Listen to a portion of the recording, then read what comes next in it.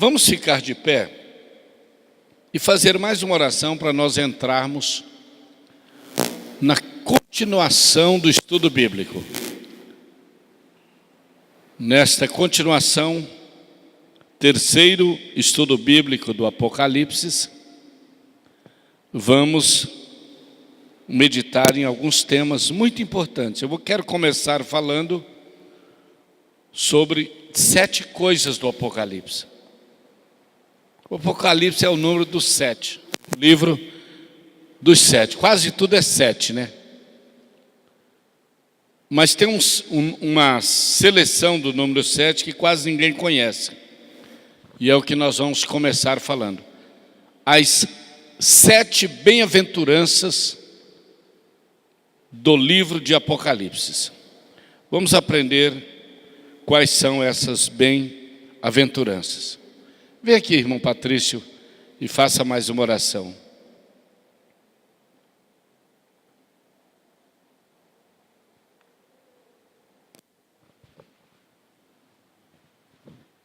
Sou da igreja com a paz do Senhor.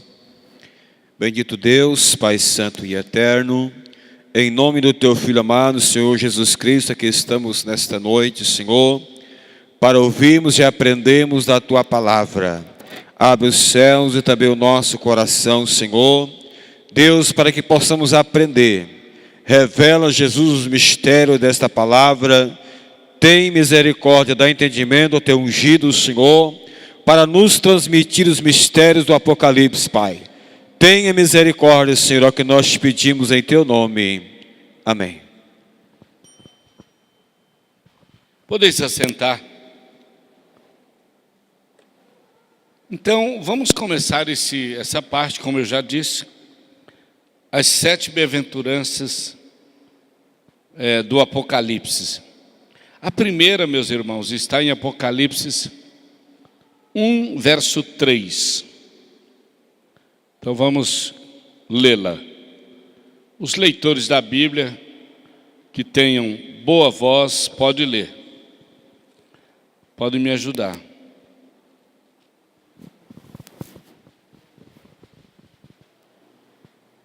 Bem-aventurado aquele que lê e os que ouvem as palavras desta profecia e guardam as coisas que nela estão escritas, porque o tempo está próximo.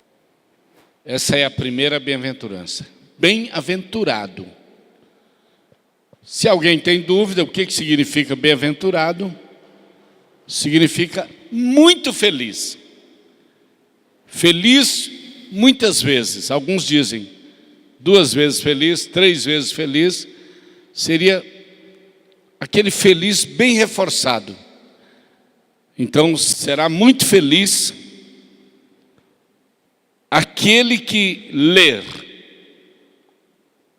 aquele que ouvir e aquele que guardar as palavras desta profecia e as coisas que nela estão escritas, porque o tempo está próximo. Nós temos pouco tempo e é tempo de estudarmos sim o livro de Apocalipse, porque temos que conhecê-lo para guardar, para entender e obedecer as coisas que nele estão escritas. Nós já falamos sobre os sinais da volta de Cristo, falamos sobre as 7 cartas, e hoje vamos nos centralizar mais no arrebatamento da igreja.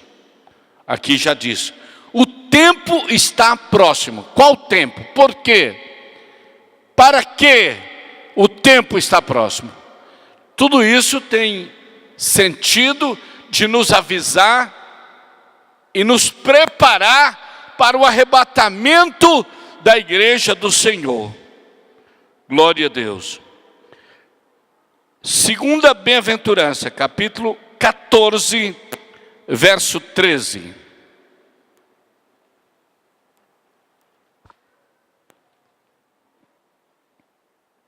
Você viu uma voz do céu que me dizia: escreve, bem-aventurados os mortos que desde agora morrem no Senhor.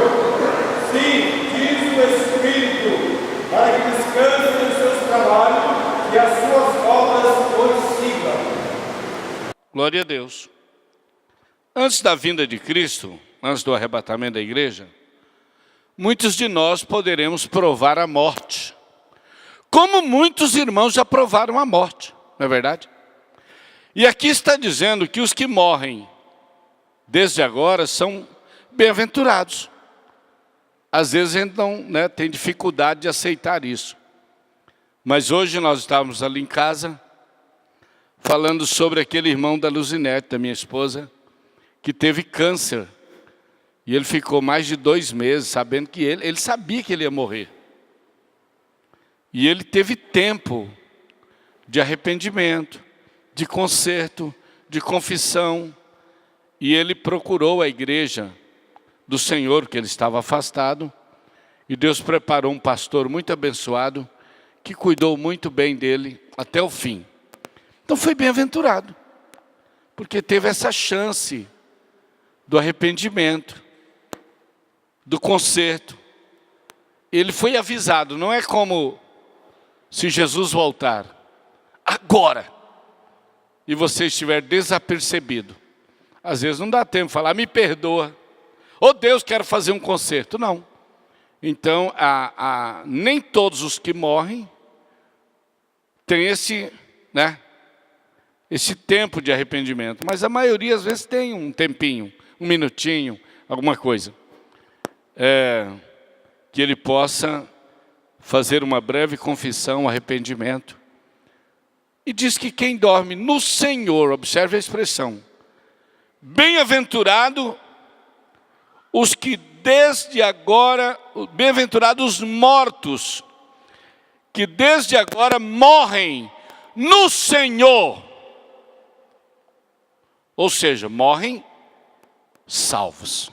Morrem conhecendo a palavra, morrem na fé. Não perdeu a fé. Estes são bem-aventurados. Não é qualquer um que morre, não. Tem uns aí que a Bíblia diz, Deus não tem prazer na morte do ímpio, mas Ele tem prazer na morte do justo. Apesar de que ninguém quer morrer, nem um crente fiel quer morrer. Mas Deus se agrada quando um fiel descansa das suas obras e fica só esperando o seu galardão. As suas obras o seguirão. Glória a Deus. Terceira bem-aventurança. Apocalipse 16 e 15. 16 e 15.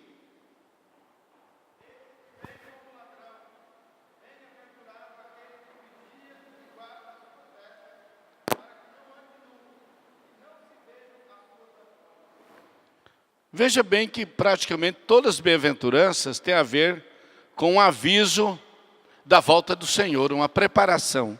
Então aqui nós vemos assim, eis que venho como o ladrão. Estamos na terceira, não é? A terceira. Eis que venho como o ladrão. Por que Jesus vem como ladrão? Alguém também não entende isso. Porque o ladrão não é besta, né? Ele não vem roubar roupa velha, móveis velhos, estragado. Não, irmão, o ladrão entra na sua casa querendo o tesouro, querendo o melhor. E quando o Senhor Jesus vier, Ele vem buscar o melhor da terra, os salvos que se prepararam, que estão santos, que não se contaminaram com este mundo. Então Ele vem buscar esse tesouro, essas joias preciosas da terra. Segundo, o ladrão não avisa quando vem, ele vem de surpresa. A hora que você menos espera, assim também será a vinda do Senhor. Ele não vai avisar ninguém. Então aqui está dizendo, eis que venho como ladrão, bem-aventurado, será muito feliz aquele que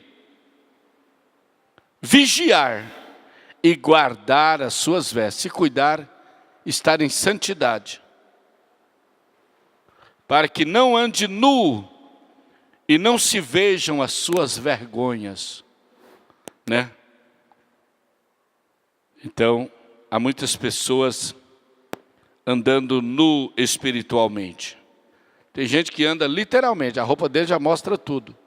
Mas tem gente que não se veste com vestes de salvação, não se veste com a graça de Deus, não busca em oração um revestimento.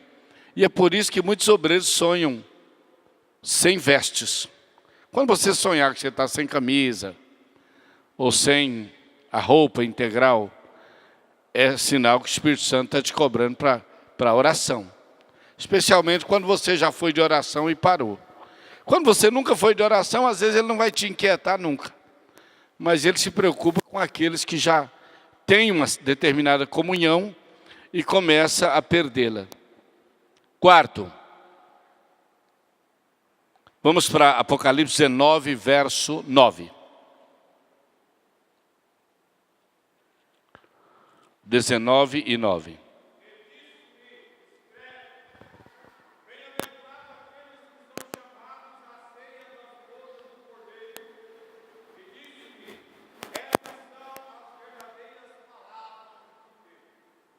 Aleluia. Não sei se vai dar tempo hoje, que o nosso tema hoje abrange arrebatamento, tribunal de Cristo e bodas do Cordeiro. Eu estou achando que tribunal de Cristo e bodas do Cordeiro vai ficar para a próxima terça. Vamos ver o andamento aqui. Mas,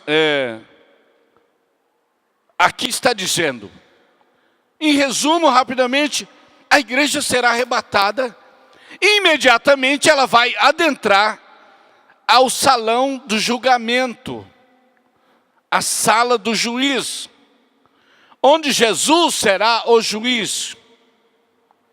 E ele vai julgar cada crente segundo a qualidade das suas obras. Não adianta ter muita obra e as obras não ter qualidade.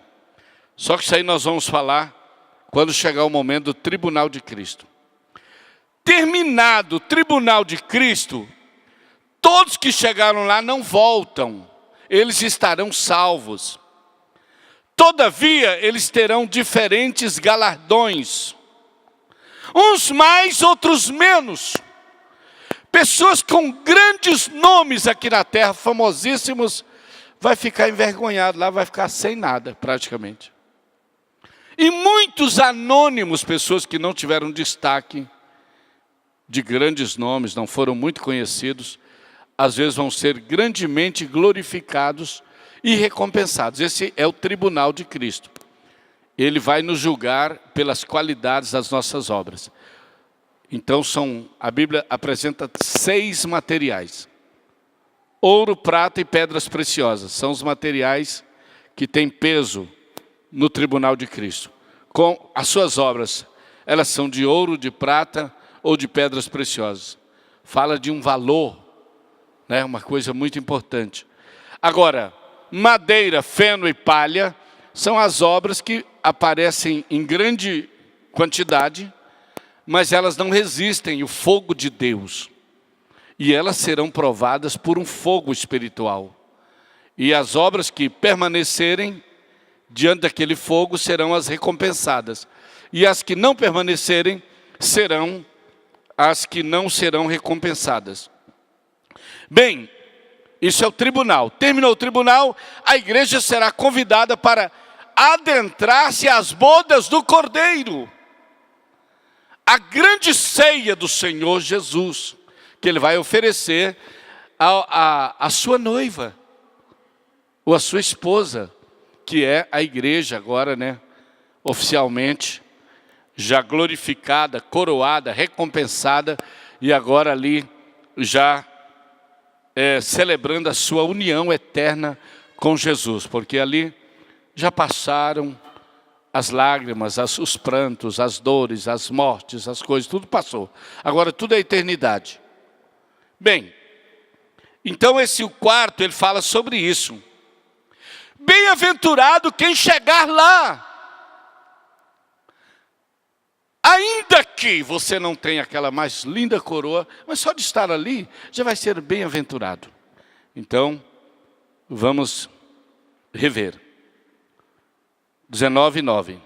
e disse-me: escreve, bem-aventurados aqueles que são chamados para a ceia das bodas do Cordeiro.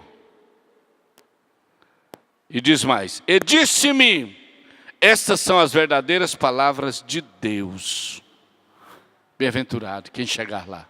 Agora, irmãos, aqui no próprio capítulo 19, confunde um pouquinho, porque aqui no versículo 17, diz assim: vinde, no finalzinho, veja só o finalzinho. Vinde e ajuntai-vos à ceia do grande Deus. São duas ceias, na verdade. A primeira, o nome dela é a grande ceia das bodas do Cordeiro. Bodas fala de casamento. A grande ceia do casamento de Jesus com a sua igreja. Agora, a ceia do grande Deus será a maior mortandade que esse mundo já presenciou. E o convite aqui não são para pessoas humanas, são para todos os animais, todas as aves de rapina se fartarem com as carnes, o sangue de todos os tribunos, os reis, os ricos, os grandes, os pequenos, os servos que foram exterminados, né? Com a vinda e a vinda do Rei dos Reis, Senhor dos Senhores, e a implantação do reino milenial de Cristo. Daqui um pouco a gente chega lá. Eu digo daqui um pouco, daqui umas semanas, né? A gente vai chegar em tudo isso. Mas estou fazendo uma breve introdução, porque tem gente que talvez só vai assistir esse estudo e não vai ter prosseguimento. Nós temos, todos os nossos estudos estão filmados e nós postamos. Se você quiser a postagem, anote para nós o seu WhatsApp ou o seu Facebook. Vou até pedir aí que o irmão Celso, onde está o Celso? Providencie para nós umas folhas em branco e deixa correr na igreja para que a pessoa possa anotar para receber sempre os estudos bíblicos. Outra coisa que eu peço é, retransmita, repasse esse estudo para seus familiares, seus amigos, seus contatos, especialmente os pastores. Todos os pastores que têm grupos nas igrejas, repasse para todo o grupo. Amém? Glória a Deus. Quinta bem-aventurança. Apocalipse capítulo 20, verso 6. Bem-aventurado e santo aquele que tem parte na primeira ressurreição. Sobre estes não tem poder a segunda morte, mas serão sacerdotes de Deus que tem Cristo, reinarão com ele 1000 anos. Glória a Deus. Olha que lindo. Todas as bem-aventuranças têm a ver com a preparação ou a salvação em si mesmo, né? Tem a ver com o nosso futuro eterno. Essa diz assim: bem-aventurado e santo. Ela já acrescenta aqui algo mais. Aquele que tem parte na primeira ressurreição. Sobre este não tem poder a segunda morte, mas serão sacerdotes de Deus e de Cristo, e reinarão com ele 1000 anos. 1000 anos é apenas o milênio. Depois do milênio, não termina o reino. Aí continua por toda a eternidade. Isso virá daqui também nos próximos estudos. Agora, o que é a primeira ressurreição? A Bíblia chama ela da ressurreição para a vida. Quando diz, bem-aventurados que desde agora dormem do Senhor. Porque eles ressuscitarão primeiro. Depois nós, os que estivermos esperando Jesus vivo, seremos arrebatados. Transformados e arrebatados. Então, essa ressurreição para a vida eterna, ela é chamada de primeira ressurreição. Ela vai acontecer em duas etapas. A primeira, no dia do arrebatamento, e a segunda, no dia da implantação do milênio. Quem ressuscita para o arrebatamento? Todos os que se prepararam, morreram preparados. Quem ressuscita para a implantação do milênio? Todos os que não subiram no arrebatamento e que resistiram à besta e o seu sinal, as suas adorações, não adorou e deu a vida, derramou sangue. Ele morreu durante a grande tribulação. Então, este ressuscita já para o milênio e para reinar com Cristo os 1000 anos. Esta é a primeira ressurreição. Aqui diz, e não terá domínio sobre estes, a segunda morte. Agora, o que é a segunda morte? A segunda morte também é uma ressurreição. Só que é ressurreição para a condenação, para o julgamento. Como diz Daniel, no capítulo 12, ele fala, e muitos dos que dormem no pó da terra. Lá fala muitos, mas serão todos. Porque Apocalipse 21 fala já que são todos. E muitos dos que dormem no pó da terra ressuscitarão. Uns para a vida eterna, outros para a condenação eterna. Então, só tem os dois caminhos. Ou você vai ressuscitar para a vida, que é chamado primeira ressurreição, ou você morre sem Cristo e depois ressuscita para morrer de novo. Aí é chamada de segunda morte. Uma morte para as coisas espirituais, apenas para condenação no inferno e por toda a eternidade. É o que a Bíblia diz. Sexta bem-aventurança. Apocalipse 22, verso 7.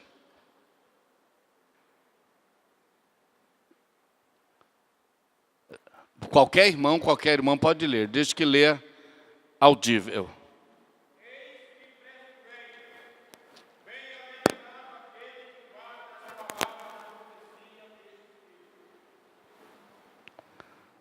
Mais um aviso. Eu venho cedo, eu venho rápido, eu estou voltando. Bem-aventurado aquele que guarda a profecia, as palavras deste livro. Aqui é até um reforço, né? Do que nós vimos lá atrás. Vamos ver Lucas 11, 28, para ficar ainda mais claro isso aqui.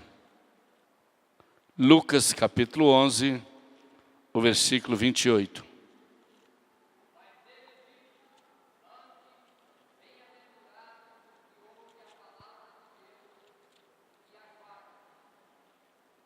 Então, essa história aqui de Lucas 11, 28, ela é interessante. Porque eu até preguei aqui outro dia, não sei se foi um domingo, acho que foi num domingo, então muitos não estavam aqui, muitos obreiros, que existe o caso da mariolatria, a idolatria com Maria. Essa questão de adorar Maria, ela não é de hoje, não é nova não, ela é bem antiga. Ela começou nos dias de Jesus. Alguém já sugerindo mais ou menos isso. E então é aqui, nesse texto.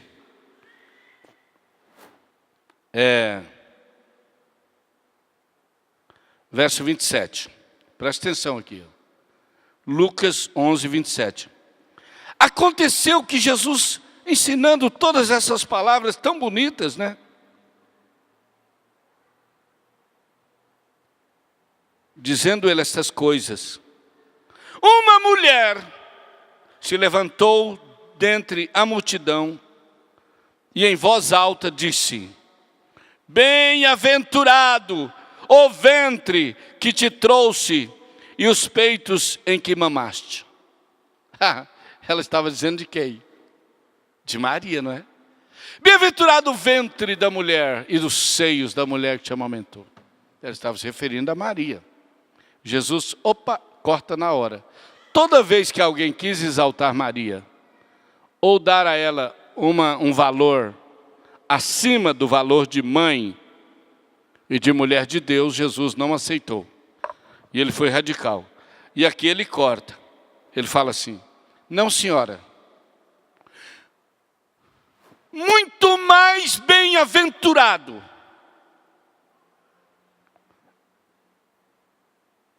os que ouvem a palavra de Deus e guardam. Então a importância de guardar a palavra de Deus.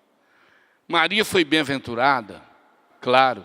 Amamos Maria, nada contra Maria como uma mulher de Deus, uma mulher santa.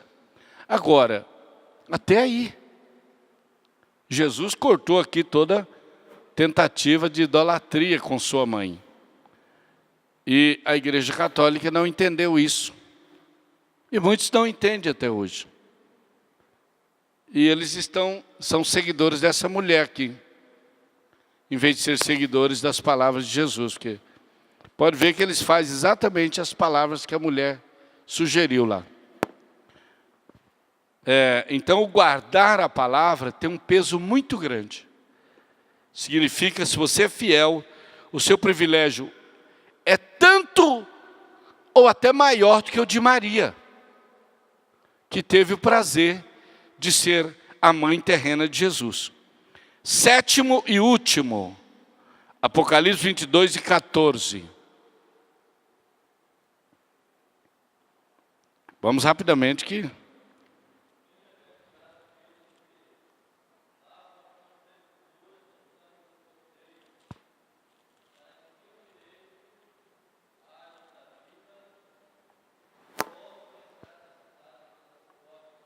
Glória a Deus. Então essa é a última. Bem-aventurados aqueles que lavam. Não que lavaram ou que lavou. Não está no passado, está no contínuo. O lavar aqui é permanecer limpos. Estar sempre cobertos neste sangue. Vivendo uma vida hoje limpa, agradável ao nosso Deus. Bem-aventurado aqueles que lavam as suas vestiduras no sangue do Cordeiro, que tenham direito à árvore da vida e possam entrar na cidade santa, Nova Jerusalém, pelas suas portas. Aí diz o versículo 15, né? Do lado de fora ficarão os cães, não é? Aqui não está dizendo dos cachorros, não. Os cães aqui têm um sentido espiritual. Infelizmente, se você for para a Bíblia e procurar quem eram os cães na Bíblia, ela tem sentido muito com a homossexualidade. A prática da homossexualidade. E é triste isso. Eu quero que Jesus salve todos os homossexuais e que eles sejam abençoados, sejam libertos. Mas o Velho Testamento nos dá esta visão. Os cães ficarão de fora. Os feiticeiros, os que se prostituem, os homicidas, tem os homicidas que matam com a língua. Matam espiritualmente, matam emocionalmente, são homicidas também. Para que tenham direito, aliás, os homicidas, os idólatras, tem idólatra que não adora santo, mas adora o dinheiro, adora o time de futebol, adora não sei o quê. Então, tudo isso é idolatria. E qualquer que ama e comete a mentira, ficarão de fora. Glória a Deus. E entra somente quem é lavado no sangue. Então aqui completamos o estudo das 7 bem-aventuranças. Vamos então ao princípio do estudo de hoje, que eu quero falar sobre a nossa mente estar ocupada com a ideia da proximidade do arrebatamento. O Senhor Jesus não demora. A ideia bíblica é que Ele vem já. Mas pastor, já se passaram tanto tempo. Não me interessa. Você precisa estar preparado para hoje. Não é para amanhã, é para hoje. É isso que a Bíblia diz. E engraçado que lá na igreja primitiva, no capítulo 21 e o verso 22 de João, tem uma história bem interessante. Muitos não a observam. E nem se lê, passa por cima. Mas ali Jesus falou assim. Jesus falou de Pedro, que ele, dando a entender que ele ia ficar velho, que alguém ia trocar a roupa dele, que alguém ia cingi-lo, que alguém ia levar ele, ia trazer ele, de tão velho que ele ia ficar. Aí Pedro falou assim, e este aqui? Mostrou para João. Jesus falou, e esse aí, se eu quiser que ele fique vivo até a minha vida, né? Quer dizer, ele pode ficar. Jesus falou assim, se eu quiser fazer isso, mas ele não disse que ia fazer. Aí a igreja já entendeu que João não ia morrer, João ia subir vivo. E eles ficavam assim, esperando isso, que João fosse subir vivo. Então eles esperavam o arrebatamento naqueles dias. Aqui a gente pode fantasiar. Se João ficasse gripado, ficasse meio ruim, ele opa, Jesus já está voltando, porque vai ser antes da morte do João. Foi necessário que mais tarde alguém fizesse uma explicação. Especialmente João fala sobre isso. Que não foi isso que Jesus disse, que não morreria, mas que se ele quisesse. Então veja bem, às vezes a gente se confunde. Eu sou daquele tempo que o pessoal acreditava, Jesus vem agora, a fé era pura, esse ano. E tinha umas profecias assim meia, né, umas igrejas que previam a volta de Cristo. Eu lembro que Jesus ia voltar em 75, depois ia voltar não sei quando, depois ia voltar no ano 2000, e sempre tem alguém marcando, e muitos crentes acreditam nisso. Lá em Cuiabá, uma irmã profetizou que a barragem do Rio Manso ia explodir, ia sair arrastando tudo. A primeira cidade era Nobres. Ia vazando até sair Cuiabá. Foi os de Nobres, tinha tanto crente orando, clamando, crendo naquilo. Cuiabá, teve gente que naquele dia não foi trabalhar, ficou jejuando. Irmãos, amanheceu e anoiteceu e não aconteceu nada. Todos esses que têm tentado prever a volta de Cristo têm ficado decepcionados. Mas eu me lembro que no passado, na minha infância, na minha adolescência, a ideia era tão forte que Jesus já estava voltando, que muitos jovens paravam de estudar. Irmãos que estavam construindo paravam de construir, vendiam suas casas.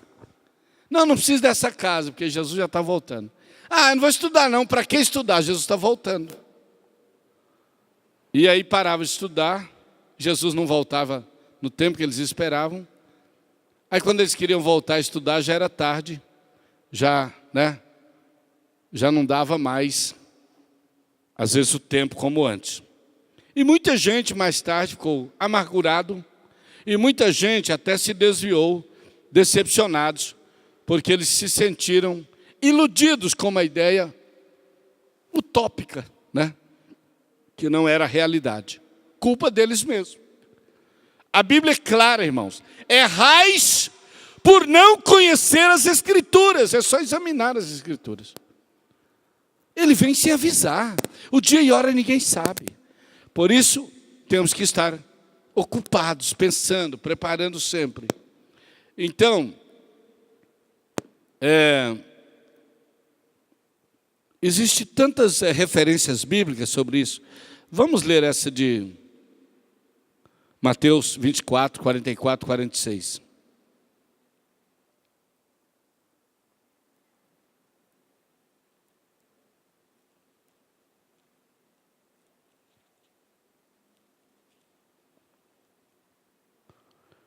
Quem é, pois, o servo fiel e prudente, que o Senhor constituiu sobre a sua casa, para dar o sustento a seu tempo? Bem-aventurado aquele servo, que o Senhor, quando vier, achá-lo servindo assim. Em verdade vos digo, que o porá sobre todos os seus bens. Há uma recompensa para quem permanecer fiel. Deus colocou sobre a casa de Deus, está dizendo aqui, bem-aventurado o servo fiel e prudente, que o Senhor constituiu sobre a sua casa, para trazer o sustento espiritual no tempo certo. Bem-aventurado esse servo, que quando o Senhor voltar, encontrar ele ali. O porá sobre todos os seus bens. E aí continua, né? Mas vamos aqui para frente.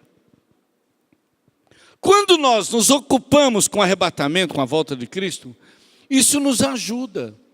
Por exemplo, a Santa Ceia, ela acontece de 30 em 30 dias, ou de mês em mês. Ela tem um objetivo. Por que ela não deve ser todo domingo? Tem igreja que faz todo domingo. Mas nós não adotamos todo domingo. Por quê? Fica sem sentido, né? Fica muito monótono, muito comum. Perde aquela áurea de beleza, de santidade. Se for uma vez por ano, como algumas igrejas fazem, fica muito distante. E a pessoa até esquece, janeiro, fevereiro, março, abril, nem lembra que vai ter Santa Ceia. Aí quando for chegando lá no dezembro, fala, tem que preparar para a Santa Ceia. Irmãos, a ideia do mês a mês é o melhor. Porque você tem ali pouco tempo para você, né, ficar ligado. Vai ter a Santa Ceia, eu tenho que estar em comunhão, tenho que estar preparado. E aí isso, de certa forma, nos ajuda a nos preservarmos. Jesus vem se avisar. Por quê? Ele quer que seja assim. Que você sempre esteja cuidando-se e preparando-se para este momento. Então, quando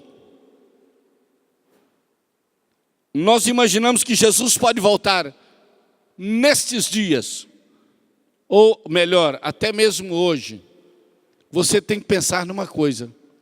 O que eu ainda não fiz? O que eu ainda posso fazer com relação à minha salvação, meu galardão, minha bênção espiritual? Hino 16, né? Eu posso ter as minhas mãos vazias para encontrar com o Senhor? Quantas almas eu estou levando para apresentar ao meu Senhor? Então todo crente tinha que fazer essa pergunta. O que você está levando para o tribunal de Cristo, para o seu julgamento pelas suas obras? Só chega atrasado? Não é fiel nem em oferta, nem em dízimo, coisa nenhuma? Recebe um cargo, devolve o cargo, entrega o cargo. Às vezes não devolve, pior ainda, porque fica sem cumprir o seu dever. Não aparece, não honra o que foi confiado a ele. É desse jeito que você está indo para o tribunal de Cristo? Encontrar com Jesus, valorizando muito mais as coisas espirituais. No mundo, estava lendo um artigo desse da internet, comparando trabalho e igreja. Trabalho, você não pode atrasar. Você vai bem arrumadinho, vai limpinho. Trabalho, você vai gripado, você vai estar. Vai debaixo de chuva. Você deixa amigo em casa, deixa parente, tem que ir para o trabalho, tem que cumprir horário, meu filho, senão, ponto corta. Igreja, tem uma chuvinha ali, acho que vai chover. Não sei o quê. Uma dor de barriga. Aí a pessoa vive achando desculpas. E quer ver na hora de ofertar. Meu irmão, mas é difícil arrancar 10 reais do bolso e dar na casa do Senhor. Quando dão, né? Quando dão, às vezes é 2, é 5. Parece que 10 reais é o maior dinheiro do mundo. Agora vai lá fora para você ver quantos que vale 10 reais. O que você compra com 10 reais? Pensa nisso. O que você faz com 10 reais lá fora? As pessoas que vão no cinema, quantos que eles pagam? As pessoas que vão no futebol, quantos que eles pagam? As pessoas que estão agora preparando uma fantasia, uma máscara, sei lá o que, para o carnaval, tem gente que gasta até 10, 15 mil, até mais, para ir lá e pular e depois guardar, ou jogar fora. E eles fazem com tanta alegria, a gente tem dificuldade de servir a Deus fielmente. Isso aqui, irmãos, qualidade de obras, tribunal de Cristo, fala do seu futuro na eternidade.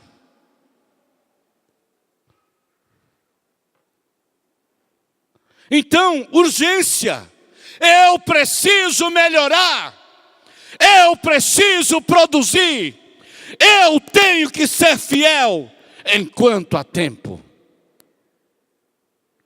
Dá-nos uma perspectiva correta com relação às coisas materiais.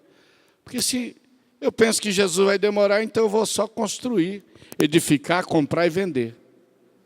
Não é isso que os antediluvianos faziam?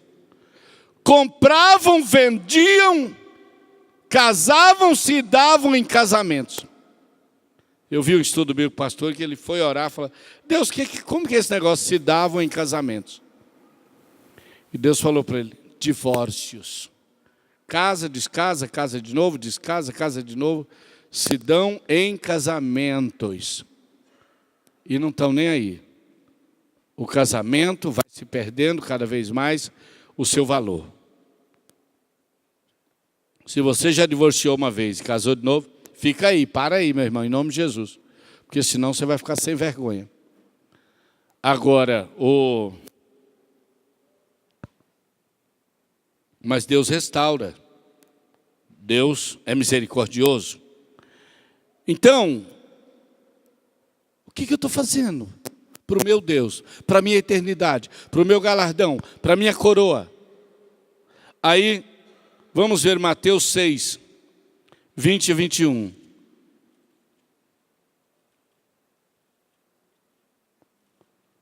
Mateus 6, 20 e 21.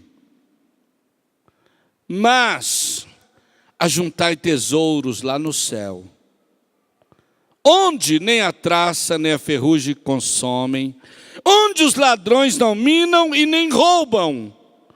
Porque onde estiver o vosso tesouro, ali estará também o vosso coração. Aonde você tem um tesouro, irmão, é ali que seu coração está. Se tudo é na terra, você nem pensa no céu.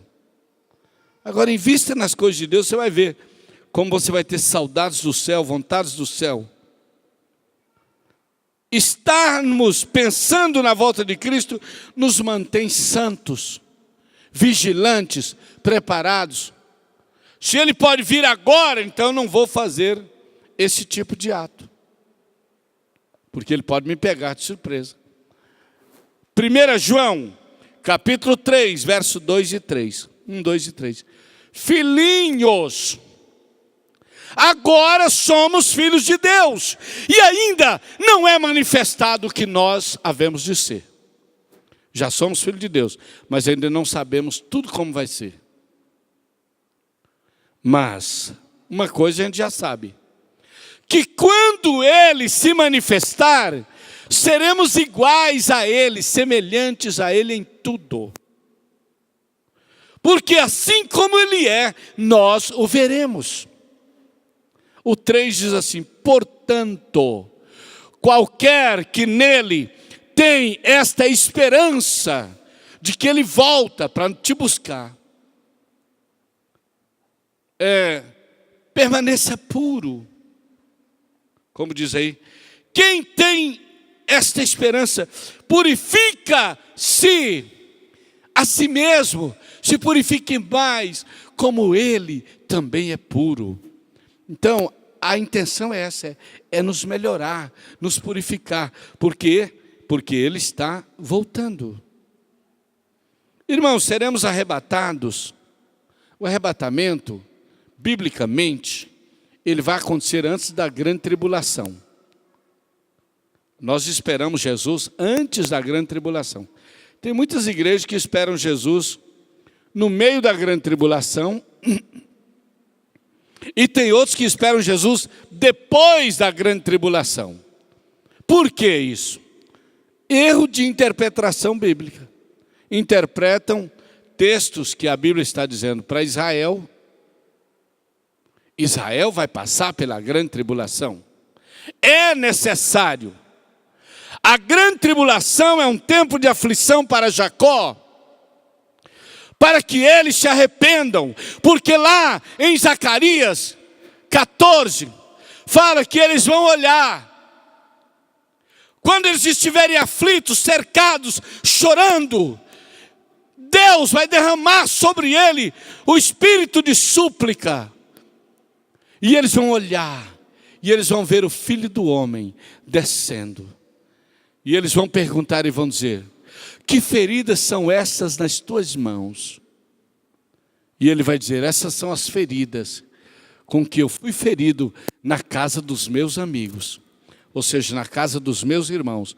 Os judeus que o mataram terão que vê-lo na vinda da implantação do milênio, para eles se arrependerem do que eles fizeram, rejeitando o Senhor Jesus. Eles sim passarão pela grande tribulação. Nós não passaremos, porque a igreja, ela foi destinada a um outro tempo. Então, quando você lê textos destinados a Israel e aplica para a igreja, vira uma confusão só. Jesus nos manda até orar sobre aquele dia. Agora, como que ele mandaria a gente orar se ele não vai poder livrar a gente? Perde a lógica, né? Se ele já sabia que a igreja primeiro vai ter que passar pela grande tribulação, ele fala, né? E depois, vamos aqui. Há muita confusão nessa área. E não é para menos, porque o tema não é tão fácil mesmo. Mas a Bíblia diz, irmãos, que a grande tribulação, temos que entender isso. Depois vai ter o estudo da grande tribulação, mas hoje eu preciso falar isso. O que é a grande tribulação? E o que é uma luta e uma prova? É diferente. Estou passando uma tribulação. Você está passando uma tribulação, mas não a grande tribulação. Tudo isso, quando o crente sofre, por que o crente sofre? A Bíblia é clara. Por isso o mundo vos odeia, porque vós não sois do mundo. Se vocês fossem do mundo, diz, o mundo amaria o que era dele, mas como não sois do mundo, né, sois odiados. E diz, no mundo tereis aflições. E lá até diz assim, ai de vós, quando todos aplaudirem, falarem só bem de vocês. Não, não é correto. A igreja só está aplaudida pela sociedade, pelos governos, pela imprensa. Está errado. Igreja está aqui para incomodar, para perturbar, para tocar trombeta, para inquietar este mundo sujo. Então é normal que nós sejamos perseguidos, porque há um ódio contra nós. O mundo não merece o povo santo e salvo. Por isso nós vamos ser tirados do mundo, no arrebatamento. Agora, somos odiados, somos perseguidos. Ou seja, nós sofremos a ira do mundo, a ira de Satanás contra nós, por lutar e por ser fiel, por ser remar contra a maré do mundo, né? O mundo está indo para cá, você tem que ir para lá, porque você não vai fazer o que o mundo faz, o que o mundo gosta, você tem que ser diferente. Bem, aí nós entramos aqui numa outra situação. Bem, se essa luta que eu vivo hoje é a ira do mundo contra mim, então o que vai ser a grande tribulação? Aqui que o irmão tem que entender. É exatamente o oposto. A grande tribulação não tem nada a ver com ira de Satanás. A grande tribulação é a ira de Deus derramada sobre o mundo. Deus vai derramar as taças da sua ira. Deus vai abrir as comportas das maldições. Deus vai mandar tocar as trombetas e cada uma vem com piores pragas, julgamentos. Deus vai determinar. Agora, tem uma lógica de Deus mandar isso sobre a sua igreja? A igreja que se santificou, que se preparou, que se cuidou, que se guardou do mundo, não tem lógica. Então nós não seremos alvo da ira de Deus, nós já sofremos a ira do mundo. Por isso, é muito claro que Deus vai nos guardar da grande tribulação. Para que haja primeiro a grande tribulação, tem algo que está impedindo isso. Primeiro é necessário que venha o anticristo. O anticristo não pode aparecer na terra enquanto Deus não tirar o impedimento. Qual é o impedimento? A igreja, o Espírito Santo. Então, o anticristo pode estar aí entre nós, vivendo entre nós. Todavia, ele não pode se manifestar. E é bíblico isso, está em 2 Tessalonicenses, capítulo 2, versos 7 e 8. Então vamos para lá. 2 Tessalonicenses 2, capítulo 2, versos 7 e 8. Vou ler aqui. Por quê? Já o mistério da injustiça opera. O mistério está por aí, da injustiça, está operando. Todavia, há um que agora o resiste, até o momento que seja tirado. Que seja tirado do meio, ou do meio tirado. O mistério da impiedade opera, mas tem um impedimento para ele se revelar totalmente. Verso 8. Então, quando for tirado, será revelado o iníquo, a quem o Senhor mesmo desfará pelo assopro da sua boca, e aniquilará pelo esplendor da sua vinda. Essa vinda aqui é a segunda vinda para implantar o milênio, quando ele vai eliminar com o reino da besta, depois do final da grande tribulação. Então, por que eu li isso? Para os irmãos entender que a grande tribulação não começa antes que a igreja seja tirada, porque ela impede a manifestação dele. E claro que quem vai levar a igreja é o Espírito Santo. Então aqui nós conjugamos igreja e Espírito Santo. Impedem a manifestação do anticristo. Apocalipse 5 e 9. Vamos ler esse texto.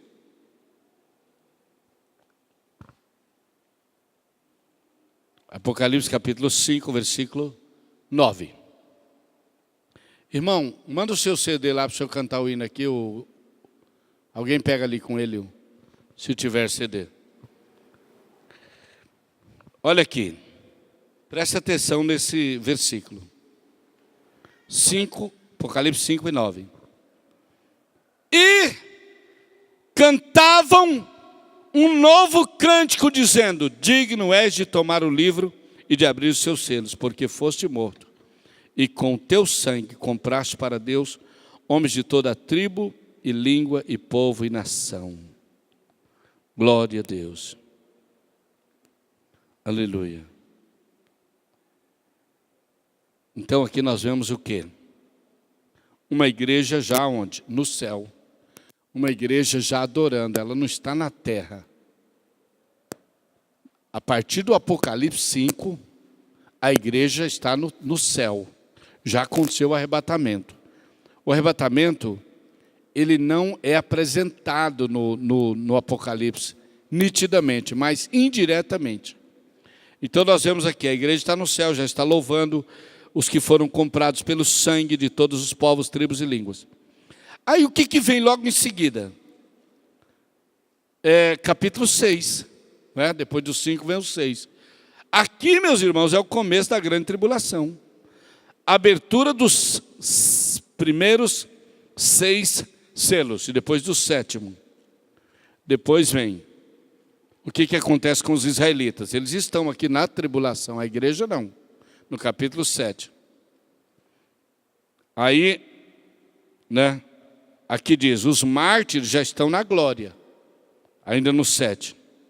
Versículo 8, o 7º selo, os 7 anjos, a 7 trombetas, as 4 primeiras, a 5ª trombeta, aí vem. Tudo isso aqui é a ira de Deus sendo derramada. Aqui é grande tribulação. Mas a igreja, todavia, já foi tirada do meio. Glória a Deus por isso. Romanos 1,18 diz, a ira de Deus se manifesta sobre os homens ímpios. Ira de Deus não manifesta sobre justos, manifesta sobre ímpios. Por isso, nos dá garantia de sermos livres da grande tribulação. Romanos 5:9. Justificados pelo seu sangue, seremos salvos da ira vindoura. A ira que virá. Pelo sangue de Cristo nós seremos salvos dela. Seremos tirados antes. 1 Tessalonicenses 5:9, creio que é 9, diz, Deus não nos destinou para a ira, mas nos destinou para a salvação. Glória a Deus. Então nós não estamos aqui na igreja destinados para enfrentar a grande tribulação, mas estamos destinados aqui, como diz aqui, para a salvação. Cheque aí para mim se é 5:9 ou 5:19. 5:9, vai. 1 Tessalonicenses 1:10.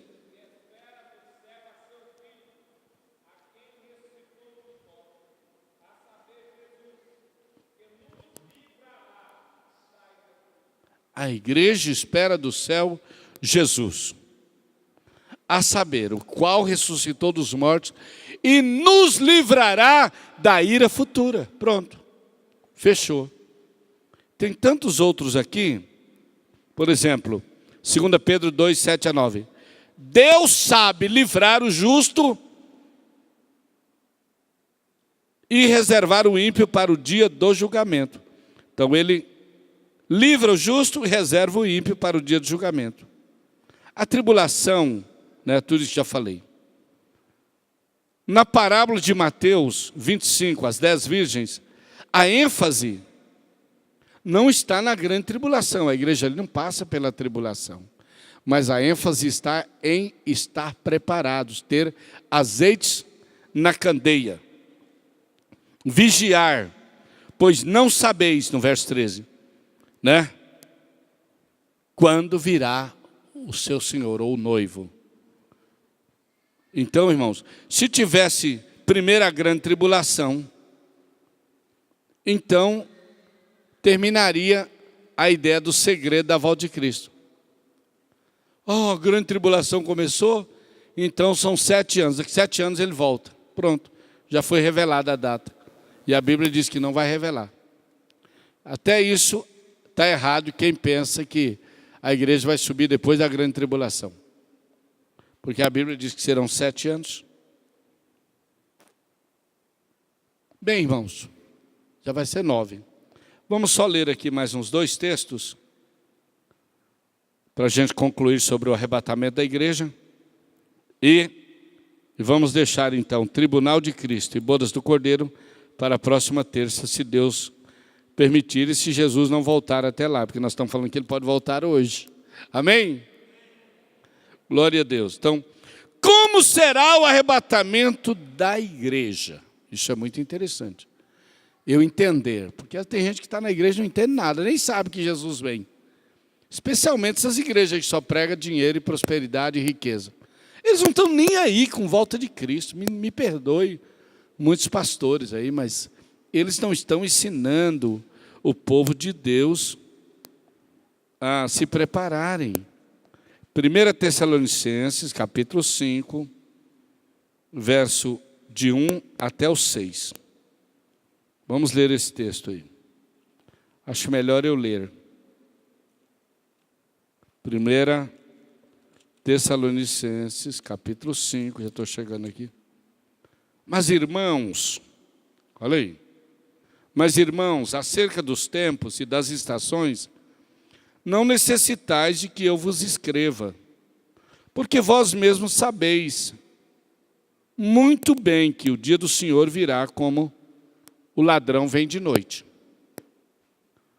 Pois quando as pessoas disserem e pensarem que há paz e segurança, então sobrevirá repentina destruição. Como vêm as dores de parto àquela que está grávida, e de modo nenhum escaparão. Mas vós, irmãos, já não viveis em trevas, para que aquele dia vos surpreenda como um ladrão, porque todos vós sois filhos da luz e filhos do dia. Nós não somos da noite nem das trevas. Não durmamos, pois, como os demais, mas vigiemos e sejamos sóbrios. Então a ordem é essa: vigiar, não dormir no sentido espiritual, estar sempre vigilantes e sóbrios, esperando o arrebatamento.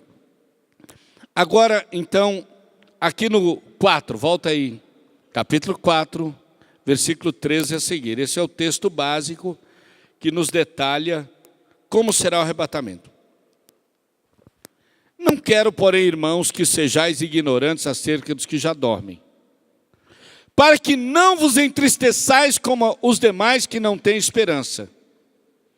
Porque se cremos que Jesus morreu e ressuscitou, assim também aos que em Jesus dormem, os que já morreram em Cristo, Deus os tornará a trazer com Ele. Ou seja, eles vão ressuscitar. Dizemos, pois, isto pela palavra do Senhor, que nós, os que ficarmos vivos, os que alcançarmos o arrebatamento em vida, na vinda do Senhor, não precederemos os que dormem. Não vamos subir antes do que os que dormiram. Porque o mesmo Senhor descerá do céu com alarido, com voz de arcanjo, com trombeta de Deus. E os que morreram em Cristo ressuscitarão primeiro. Esse primeiro aqui são milésimos de segundo, não dá tempo nem de pensar.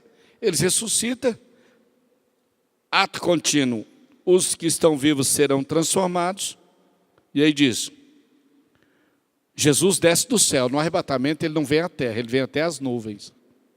Ninguém vai ver, vai saber que ele veio, porque vai sumir um povo, vai sumir muita gente, vai sumir supostamente os inocentes. Verso 17. Depois da ressurreição dos mortos, nós os que ficarmos vivos seremos arrebatados juntamente com ele, com aqueles que ressuscitaram até as nuvens, a encontrar com o Senhor Jesus nos ares. E assim, então, estaremos para sempre com o Senhor. Até aqui. Então, tudo isso será em fração de segundos. A Bíblia usa ideias relâmpagos, piscar de olhos, tão rápido como um relâmpago, tão rápido como um piscar de olhos. Então, a ordem do arrebatamento qual que é? Ela tem especificamente 5 pontos. Primeiro, o mesmo Senhor, não um anjo, não um arcanjo, não querubim, Jesus descerá do céu para receber a sua igreja nas nuvens. Descerá nas nuvens. Aí diz que primeiro tocará a trombeta. Então as trombetas são os sinais. A trombeta está tocando, só que ela vai intensificar. Agora, se vai ter uma trombeta lá que vai dar o sinal, a gente fantasia isso, né? Mas isso é coisa da cabeça do homem.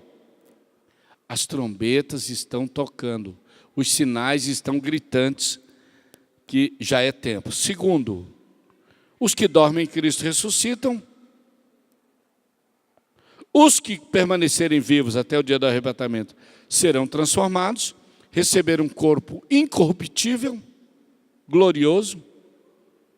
Os 2 grupos sobem,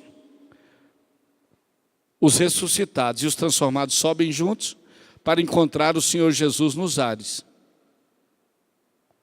E depois desse encontro, ato imediato, a igreja é levada ou convidada ao tribunal de Cristo.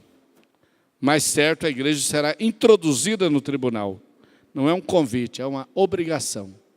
E depois ela vai ser, como um ato bem romântico de Jesus com a igreja, vai convidar. Bem-vindo às bodas que eu vos preparei. Glória a Deus. E depois disso nós temos o quê? No 5º ponto, todos os ímpios, todos os cristãos apenas nominais, que não estiveram preparados, não lavaram suas vestes, não tinha compromisso. Eles não subirão, eu li lá, ficarão de fora. E vão sofrer as consequências que virão logo depois. Essas consequências, ela virá através da grande tribulação, que é um tema que nós vamos estudar daqui a uns dias. No final da grande tribulação, teremos a volta de Cristo em glória. Agora ele vem em glória, ele vem corporalmente. Todo olho verá. É outro tema que vamos estudar lá na frente. E ele vem para implantar o seu reino milenial. Fiquemos de pé. Vamos ler aqui, Lucas 17, 34, 36, para terminar. Lucas 17, 34 e 36. Já vou ler. Até o 36. Digo-vos que naquela noite ou naquele dia do arrebatamento, estarão 2 pessoas numa cama, um será tomado, o outro será deixado. 2 pessoas poderão estar juntas, moendo, uma será tomada, a outra será deixada. 2 estarão no campo, um será tomado, o outro será deixado. Qual a ideia aqui? Não é lei. Não é onde tiver 2, um tem que subir, outro tem que ficar, não. A ideia é que vai acontecer muito isso. Vai haver muitas separações de casais. Vai ter muita gente subindo e muita gente ficando. Pode acontecer em muitas casas. O marido, às vezes, sobe, a esposa fica. Ou a esposa sobe, o marido fica. No trabalho, muitos sobem, outros ficam. Etc. Assim será o arrebatamento. As pessoas vão só dar falta. Estava aqui. Sumiu. Alguns falam que vai ficar roupa, vai ficar relógio, vai ficar sapato. Eu não acredito nisso. Pode até ser, mas Deus faz isso desaparecer. É o meu pensamento. Agora, vai desaparecer. Vai ser tremendo. Você estava conversando com alguém, se você não subir, já foi. Não termina o assunto, você vai cair na real. E agora, Jesus voltou e eu fiquei. Aí entra o pandemônio, o desespero, a angústia, os clamores. Nunca as igrejas estiveram tão cheias como estará no dia do arrebatamento. Porque se juntar todos os desviados da Alta Floresta, esse templo aqui não cabe. Eles virão correndo para a igreja. Isso aqui não vai caber. No arrebatamento da igreja, isso aqui não vai caber de gente. Eles virão, vão clamar, vão arrancar cabelo, vão chorar, vão desmaiar. Mas será muito tarde. Então, meus irmãos, fica aí o estudo bíblico, ele vem para isso, para nos alertar. Bem-aventurados os que ouvem, os que lêem, os que guardam as palavras da profecia deste livro. Que Deus abençoe.